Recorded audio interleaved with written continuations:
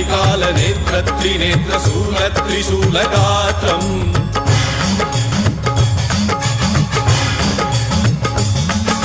सत्यप्रभाव दिव्य प्रकाश मंत्र स्वरूप मात्रम्